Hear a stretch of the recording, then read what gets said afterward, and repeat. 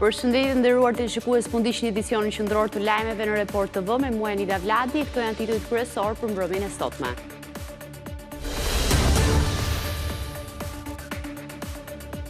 Prej ditësh, flakët kanë përfshirë sipërfaqe të mëdha pyjore në gojën të Pukës. Terreni i thyer dhe era e forte kanë vështirësuar ndërhyrjen, ndërsa autoritetet kanë zhvendosur banorët për të rrezikuar. Situatë problematike edhe në Milot, flakët afër banesave. Bekim Bulica, pronari i principotes kompleksit luksoz në Ksamil, ku 2 ditë më parë u vra turisti portugez, dhe punojësi i tij përveç Bekim Bulicës, David Heurtbend, janë objektivi i kontrolleve të policisë në Kukës, Tiranë dhe Vlorë. Për ngjarjen u arrestuan 11 persona të cilët pritet të dalin nesër përpara gjykatës. Ngjarja e dhunshme në Ksamil, por dhe incidenti i pak ditëve më parë në një tjetër klub nate në Sarand, ku po ashtu ishin të përfshirë efektiv policie, ka rikthyer në vëmendje fenomenin e punësimit të tyre si roje sigurie në biznese private, ligjërisht i ndaluar. Një rregullore e vitit 2025 përcakton qartë 11 fushat ku policët mund të angazhohen jashtë orarit zyrtar të punës. Autoritetet e Kosovës njoftuan gjetjen e një arsenali armësh dhe uniformave ushtarake e dokumenteve në zonën ku janë gjetur eshtrat e 23 intelektualëve të Mitrovicës të vrarë në vitin 1999. Ministri i Brendshëm në detyrë u bëri thirrje ndërkombëtarëve të bëjnë presion Serbisë që të rrëfejë të gjitha krimet e luftës. Presidenti Amerikan Donald Trump njofton një ofensivë të re ekonomike ndaj Iranit, e cilëson si operacionin më të ashpër ekonomik të ndërmarrë ndonjëherë kundër një vendi. Teherani e paralajmëroi kreun e Shtëpisë së Bardhë se do të dështojë në këtë përpjekje, ndërsa BE-ja bën thirrje për dialog.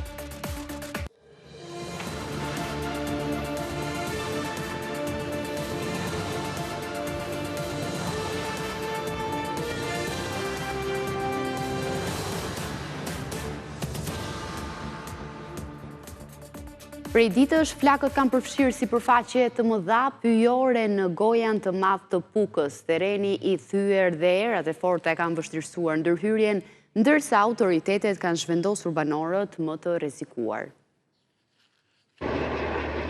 Situata nga zjarri në gojan të madh në bashkinë e Pukës vijon të mbetet problematike. Flakët e favorizuara nga erërat e forta dhe në temperaturat e larta janë përhapur më shpejtësi, ndërsa përpjekjet për izolimin e tyre po vijojnë si nga toka ashtu edhe nga ajri. Terreni i thyer malor e komplikon ndërhyrjen e mjeteve zjarfikëse, duke e bërë shuarjen e vatrave një mision të vështirë. Situata ka qenë tepër dinamike, këtë duhet ta theksojmë, sepse është vetë terreni shumë i vështirë malor për tu arritur me mjete zjarfikse, por nga ana tjetër edhe situata atmosferike, pra erat shumë të forta, temperaturat e larta, kanë favorizuar pikërisht përhapjen e vatrave në një gjatësi mjaft madhe.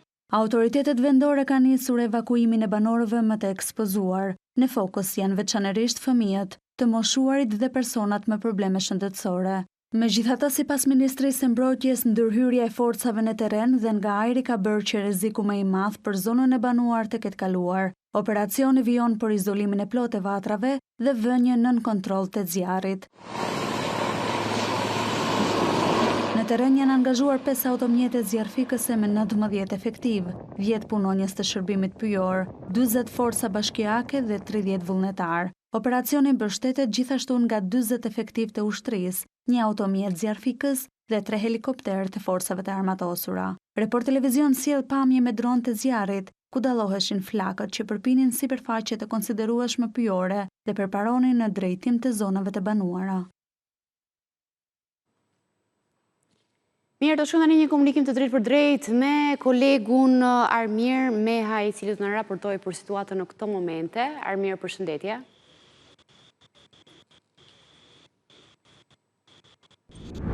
Këtë do të më një situatë më të qetë.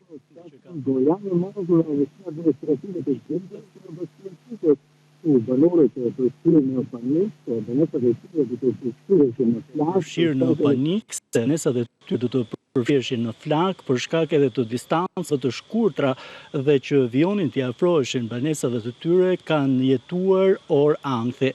Por fatmirësisht dhe falë mobilizimit të menjëhershëm të shumë strukturave shtetërore të cilët u angazhuan për vënien nën kontroll të flakëve, ndoshta nuk është bërë mundur shpëtimi i ekonomisë pyjore ndër më të pasurat në zonën e Pukës, por fatmirësisht deri tani nuk kemi banesa të dëmtuara dhe as njerëz të cilët kanë rrezikuar si pasojë e flakëve.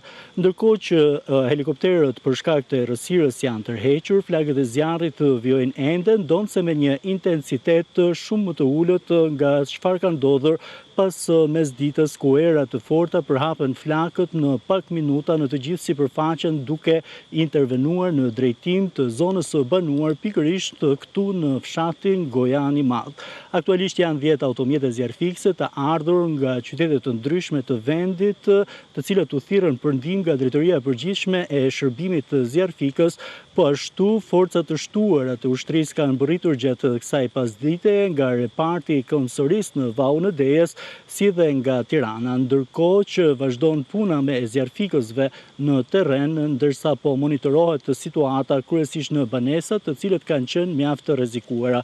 Momentalisht nuk kemi të bëjmë me një rrezik për banesa apo zonën e banuar, ndërkohë që flakët janë të përhapura në një sipërfaqe teje të madhe, një vatër prej të cilëve është pikërisht këtu në hyrje të fshatit Gojan, pikërisht nën linjen e tensionit të lartë që përcjell energjinë elektrike nga nën stacioni i Fusharsit në drejtim të Mirditës e më tutje në Shqipëri.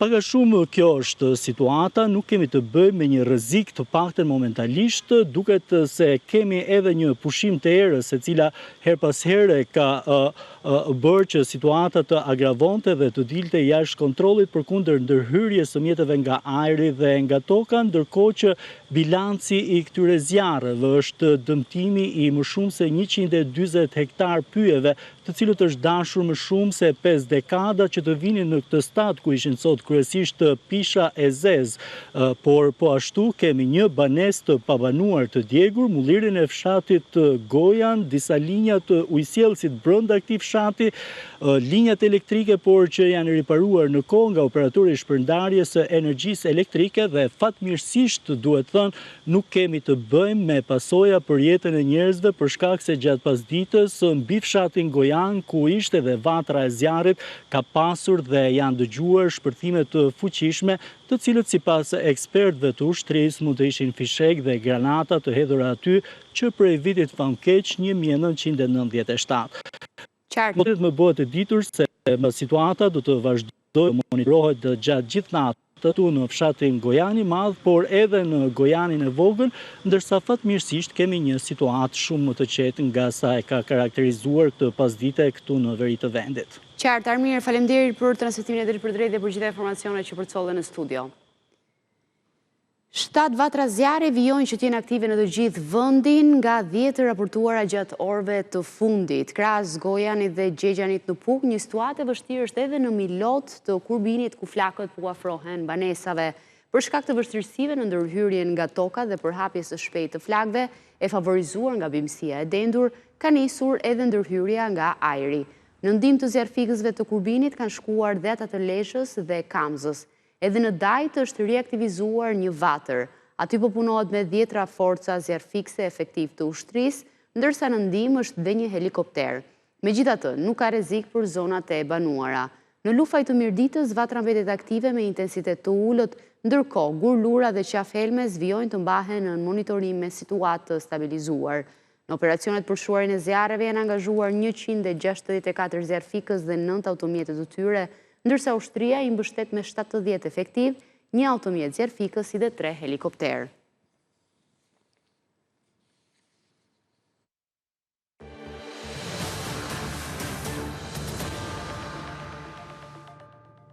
Dosja për 11 të arrestuarit për vrasjen e turistit portugez në Ksamil mëngjesin e të martës së kësaj jave ka mbërritur në gjykatë dhe pritet që të dyshuarit të njihen të premten me masën e sigurisë. Ndërkohë, policia është duke ushtruar kontrolle të shumta për të lokalizuar 2 personat në kërkim, konkretisht pronarin e kompleksit Principotes, i cili u aratis pas vrasjes, si dhe punonjësin bashkëpunëtor në krim. Forca të shumta policie po ushtrojnë kontrolle në disa zona të vendit, ku besohet se mund të fshihen 2 nga personat që janë ende në arati pas vrasjes së portugezit në Ksamil. Blut po kërkojnë në disa qytete, në Tiranë, Vlorë dhe Kukës, për pronarin e kompleksit turistik Principotes Bekim Bulica nga Kuksi dhe Banim në Tiranë, i cili u largua pa e kallëzuar vrasjen e polici. Për punonjësin e kompleksit David Hyrtevent, një shqiptar me nënshtetësi britanike, kontrollet janë përqendruar edhe në Vorë, ku ai jetonte. 29 vjeçari është me origjinë nga Kuksi dhe ka ndryshuar emrin nga David Gjana. Ai akuzohet për vrasje në bashkëpunim dhe dyshohet se ishte i pari që goditi me grusht turistin 20 vjeçar me banim në Francë, Luis Varela, teksa punonjësi tjetër, Sokrat Vata, i godiste me thik. Hetuesit nuk përjashtojnë mundësinë e daljes së tyre nga territori i Shqipërisë përmes pikave kufitare. Sokrat Vata u arrestua në Levan të Firit pasi tentoi të arratiste drejt Tiranës, i fshehur në bagazhin e makinës së 2 klientëve, një çift turk me të cilët ishte miqësuar. Edhe 2 të huajt u arrestuan. Parajtuesve ai tha se konflikti nisi pasi turisti me disa francezë po shkaktonin zhurmë në resort, pas një nate feste mes muzikës e alkoolit. 4 kamarirë të cilët u arrestuan ndërhyn në sherr, ku pan të përfshirë 2 punonjës të tjerë të kompleksit, por janë larguar prej aty përpara se i riu të goditej me thik. 4 truproja të kompleksit në Ksamil u arrestuan dhe u pezulluan nga detyra, njëri efektiv policie në Gjirokastër, një gardian i burgut të Firit dhe njëri polic bashkiak në Gjirokastër. Ata nuk ndërhyn për të parandaluar ngjarjen dhe as njoftuan policinë. Të premten më 21 gusht, pritet që para gjykatës së Sarandës të dalin 11 arrestuar për ngjarjen. Trupi i Luis Varela i është nënshtruar autopsisë në Shqipëri dhe pritet të përmbyllen procedurat për tërheqjen e trupit nga konsullata portugeze dhe mëtej nga familjarët për t'i bërë nderimet e fundit 20 vjeçarit që humbi jetën gjatë pushimeve me miq në jug të vendit. Rastet e dhunshme në 2 klubet e natës në Bregdet, në Ksamil, ku mbeti i vrarë i riu nga Portugalia, dhe në Sarandë, ku godit shefi i krimeve, kanë nxjerrë në pa një fenomen të vjetër si dhe problematik. Atë të punësimit të efektive të policisë, si roje sigurie, ndonse ligjërisht është ndaluar. Në vetëm 7 ditë, 5 punonjës të strukturave shtetërore të sigurisë u arrestuan dhe u pezulluan nga detyra. Misoid Matushaj, Luciano Seferi dhe Romeo Shehu, 3 punonjës të strukturave të ndryshme të policisë, pas përfundimit të orarit zyrtar shkonin në resortin Principote në Ksamil, por jo për të pushuar. Atje, vjonin një punë të dytë, atë të rojeve private të sigurisë. Të 3 efektivët ishin të pranishëm edhe natën kur një konflikt përfundoi me vrasjen e 20 vjeçarit me shtetësi portugeze, Luis Miguel Varela Mendes. I riu u godit me thik nga Sokrat Vata dhe humbi jetën si pasojë e plagëve. Pas ngjarjes, Miosit Matushaj, oficer i policisë së shtetit në Gjirokastër, Luciano Seferi, punonjës i policisë së burgjeve në Fier dhe Romeo Shehu, efektiv i policisë bashkiake të Gjirokastrës, u arrestuan dhe u pezulluan nga detyra. Vetëm pak ditë më parë, pas një sherri në Orange Club në Sarandë, ku u dhunuan shefi i krimeve në komisariatin e këtij qyteti, 2 efektiv të tjerë u pezulluan nga detyra. Edhe ata punonin si roje sigurie në këtë lokal. Të 2 rastet kanë rikthyer në vëmendje një fenomen të vjetër, punësimin e efektiveve të policisë, madje edhe të atyre të njësive elitare, si trup roja apo roje sigurie në lokale nate dhe biznese private. Uniformave blu u lejohet që të kenë një punë të dytë, por një rregullor e policisë së shtetit, e miratuar në vitin 2025, përcakton qartë 11 fusha në të cilat ata mund të angazhohen jashtë orarit zyrtar, dhe në asnjërin prej tyre nuk përfshihet puna si roje sigurie apo truproj në lokale nate ose biznese private. Përveç se i paligjshëm, angazhimi i efektiveve në lokale nate si roje sigurie ngre pikpyetje të mëdha edhe për konflikt të pastër interesi. Gjatë ditës, ata ushtrojnë autoritetin e shtetit, ndërsa në mbrëmje paguhen për të mbrojtur interesat e një biznesi privat, që shpesh, në rastet e lokaleve të natës, ka rezultuar të menaxhohen nga emra me një të kaluar problematike. Rasti i Ksamilit është edhe më emblematik. 3 punonjësit e strukturave të sigurisë publike jo vetëm që nuk ndërhyn, por ata as që e denoncuan vrasjen që i mori jetën 20 vjeçarit portugez. I riu shqiptar që humbi kontrollin e makinës dhe u aksidentua për vdekje në Durrës me gruan e tij italiane, si dhe një 15 vjeçar nga zona, kishte ndërtuar një jetë me sakrificave në shtetin fqinj. Kleo Vrioni punonte si murator, kujdesej për prindërit dhe një motër, ndërsa vëllai i tij ishte në burg. Sara, 26 vjeçaria italiane me të cilën u martua në Shqipëri as 3 ditë para se të vdisnin në aksident, kujdesej për baban e sëmur. Kleo Vrioni do të mbushte 25 vjeç në 6 tetor. Ai jetonte në Ponte San Pietro në Itali, që prej moshës 18 vjeçare. Punonte murator dhe banonte me qira në një apartament modest shumë pranë bashkisë, aty ku Sara Brunatelli, një 26 vjeçare italiane, që punonte në një market për kafshët në Kurno, vinte shpesh, u dashuruan dhe zgjodhen që historinë e tyre ta çojnë në një tjetër stad. U martuan të dielën në Shqipëri, aty ku vetëm 3 ditë më pas vdiqën në aksidentin tragjik në Manës të Durrësit, rreth orës 2 të mëngjesit. Ervis Myrtaj, një 21 vjeçar shqiptar dhe fqinj i viktimës, ende nuk mund ta besojë atë që ka ndodhur.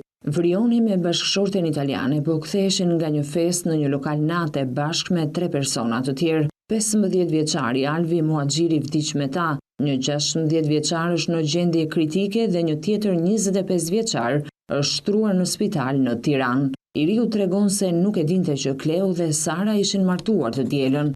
Kleo as nuk na kishte treguar për dasmën, ndoshta ata preferonin ta mbanin private. E njëja prej një viti e gjysmë, darkonin bashk, ndonjëherë dilnim në bar. Atij i pëlqente peshkimi, Sara nuk jetonte këtu.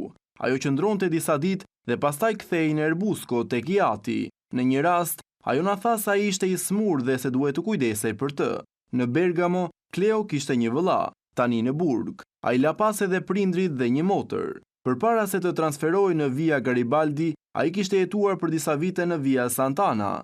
Report TV siguroi videon e momentit kur BMW humbi kontrollin në një kthes dhe doli në anë të rrugës, duke ngritur një re pluri dhe më pas përplaset me një mur betoni duke u përmbysur. Trajektoria e makinës dallohet kryesisht nga dritat e automjetit. Në momentin e fundit, duket sikur Kleo Vrioni frenon, por nuk është aq e qartë. Gjithçka zhvillohet në pak sekonda.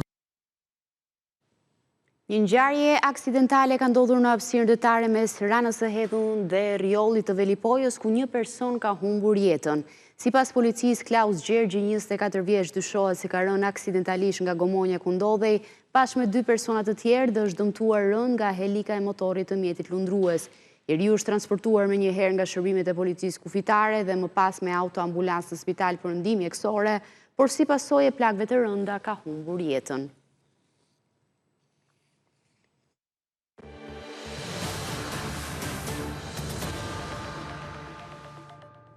Tensione në mbledhjen e Këshillit Bashkiak të Maliqit e thirrur nga opozita për të dalë me një qëndrim të përbashkët mbi propozimin e socialistëve për ndarjen e re territoriale. Sipas projektit, Maliqi bëhet një me Bashkinë e Korçës.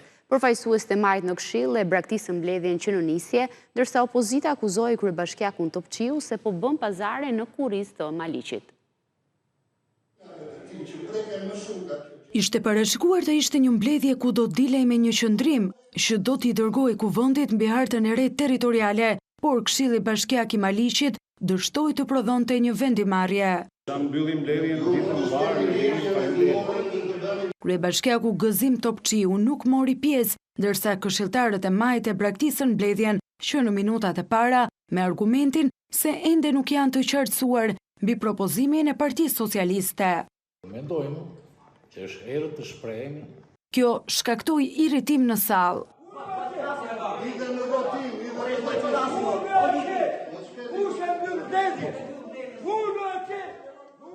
Këshilltarët e opozitës hodhën akuza se kolegët socialist nuk po ngrihen dot mbi interesat partijak për të kundërshtuar shkrirjen e bashkisë së tyre. Kjo është çoka e fundit e këshilltarëve socialistë. Ta kanë frikë nga pushteti, ta kanë frikë nga kryeministri, prandaj unë ju them, në protesta heqim kryeministrin edhe jo bashkinë. Për të ndjekur mbledhjen e Këshillit Bashkiak në Maliq kishin shkuar edhe deputetët e opozitës. Të kryeplagësisë dhe të gjitha të tjerët. Ata akuzuan se vetë drejtuesi politik i PS-s në qarkun e Korçës, Niko Peleshi, është angazhuar për të bërë pazare me këshilltarët socialist, si dhe me kryebashkiakun Topçiu, që ata të mos e kundërshtojnë më hartën që do të sillte shkrirjen e Maliqit. Fati i Maliqit është marrë peng sot nga Gëzim Topçiu, i cili pasi mbaroi 7 mandate si kryetar bashkie, tani më po bën një pazar të fliqur në kurisë të këtyre banorëve për të përfituar një post drejtori në administratën e ardhshme të bashkisë së Korçës, ka është totalisht e papranueshme. Kur je antar i Këshillit Bashkiak, je aty për të përfaqësuar interesin e qytetarëve të tu. Janë ata që të kanë zgjedhur, nuk je për të përfaqësuar interesa partijake. Kreu i Bashkisë së Maliqit, një nga 15 bashki që synohet të shkrihet me propozimin e socialistëve, foli vetëm pak ditë më parë për herë të parë mbi draftin e hartës së re, duke thënë se është ende i paqartë mbi funksionet e Maliqit sipas këtij propozimi, ndërsa ka kujtuar se në komisionin e posaçëm parlamentar ishte shprehur kundër shkrirjes apo bashkimit me një tjetër njësi vendore. Harta e re është kundërshtuar nga thuajse të gjithë kryebashkiakët socialist që preken nga ndryshimet të propozuara. Mazhoranca ka deklaruar se drafti nuk do të miratohet pa u dëgjuar të gjithë zërat gjatë fazës së konsultimit 60 ditor, por në një takim të mbajtur 8 ditë më parë, kryeministri Rama pati përplasje të ashpra me disa kryebashkiak që kishin kundërshtuar publikisht variantin e shumicës që redukton numrin e bashkive nga 61 në 46 të tilla në të gjithë vendin. Reis Petrita, i moshuar nga fshati Strelc, i cili ngriti bastunin për të ndaluar largimin e kryetarit socialist të Këshillit Bashkiak të Maliqit nga mbledhja e thirrur për të kundërshtuar bashkimin me Korçën, tregon se revolta e tij erdhi nga që përfaqësuesit socialist ndryshuan qëndrim nga sa kishin deklaruar publikisht.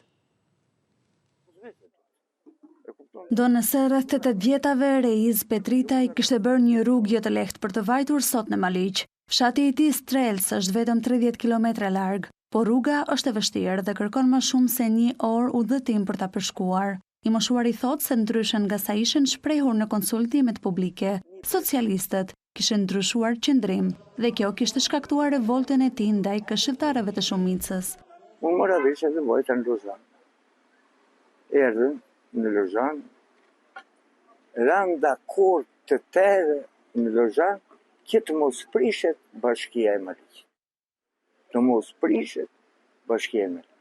Ashtu edhe në Livornik, kudo e kupton ti, ta që këto loja se si janë nuk e di. Zemrata e tij shpërtheu ndaj kryetarit të Këshillit Ornildi Demollari, kur socialistët u ngritën të dilnin nga salla e takimit. Ku e di ti thosh ati kryetari? Edhe drejt me thënë më kalova në ekstrem për moshën që kam, i shtyra kështu, edhe i thash po nuk të letë ta put me të po, ju. A i tregon se në mbledhje nuk ishte shkuar si përfaqësuesi i askujt. Jo, përfaqësues e vetëm. I moshuari thotë se në asnjë mënyrë Maliqi nuk duhet të bashkohet me Korçën, ndërsa Inatin duket se e ka me kryetarin e parlamentit, Niko Peleshi, njëkohësisht dhe deputeti i këtij qarku. I çoj mesazh kryetari të parlamentit që ka bërë shumë me bashkinë e Maliqit, që kanë bërë korrupsione në ujrat, për se ka marrë për centrale, për të gjitha. Nuk të ta gëzoj dot kryetari parlamentin korrupsionin që ka bërë me bashkinë e Maliqit, edhe ta gëzoja. Nuk e gëzon dot.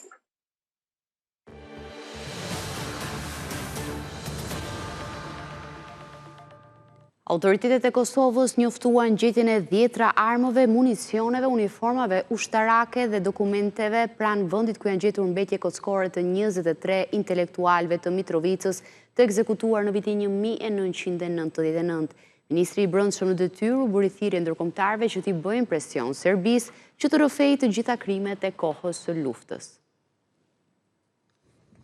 Një arsenal armësh dhe uniformash ushtarake u gjet në fshatrat përreth Kalludrës së Zubin Potokut, aty ku javët e fundit janë zbuluar 3 varreza masive me mbetjet kockore të paktën 23 personave. Drejtori i përgjithshëm i policisë, Gazmend Hoxha, tha detaje mbi armatimet si dhe sendet e tjera përfshirë dhe paratë gjetura atje.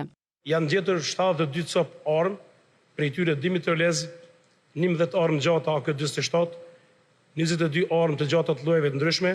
Po ashtu janë gjetur numër të madh i uniformash, çanta ushtarake, këmisha ushtarake të ushtrisë Serbisë, policisë Serbisë. Po ashtu janë sekuestruar dokumentacione të librezave të armëve të Jugosllavisë, kartel veteranët luftës, dokumente të armëve, numrave serik. Po ashtu gjatë operacioneve janë gjetur dhe sekuestruar edhe mjete monetare, para në vlerën prej 96.100 euro dhe pashtu 5.000 franga. Ministri i Brendshëm në detyrë, Xhelal Zveçla, foli për dyshimet se ato armatime janë përdorur për vrasjen e 23 intelektualëve të Kosovës gjatë kohës së luftës. Armatimi që shihni sot para jush është gjetur në 12 lokacione të ndryshme. Nga sot, ai do t'i nështrohet ekzaminimit dhe analizave të detajuara, me qëllim të përcaktimit të origjinës, përdorimit dhe lidhjeve të mundshme me rastet e hetuara, përfshirë edhe ekzaminimin e së paku 23 personave, por edhe rasteve të tjera kriminale. Ai u bëri thirrje ndërkombëtarëve t'i bëjnë presion Serbisë për të dhënë informacione lidhur me krimet e kryera në Kosovë gjatë vitit 1999. Gati 3 dekada pas luftës, familjarët e personave të zhdukur me forcë presin që ta kuptojnë fatin e më të dashurve të tyre. Kosova me ngulm kërkon përgjegjësi për urdhërdhënësit, organizatorët, dorasit, ata që fshehen trupat e viktimave, si dhe ata që fshehen informata mbi vendodhjen e viktimave të këtyre masakrave. Institucionet e Kosovës dyshojnë se mbetjet mortore që u gjetën në Zubin Potok mund të përkasin grupit të 23 shqiptarëve që ishin zhdukur në atë pjesë të Kosovës në vitin 1999. Në këtë grup të njohur si intelektualët e Mitrovicës bënin pjesë mjek, profesor, avokat dhe profile të tjera. Tani më pritet që mbetjet mortore t'i nënshtrohen procedurave të identifikimit. Kemi bërritur në fund të këtij edicioni informativ. Faleminderit për vëmendjen. Bashkë mirupafshim.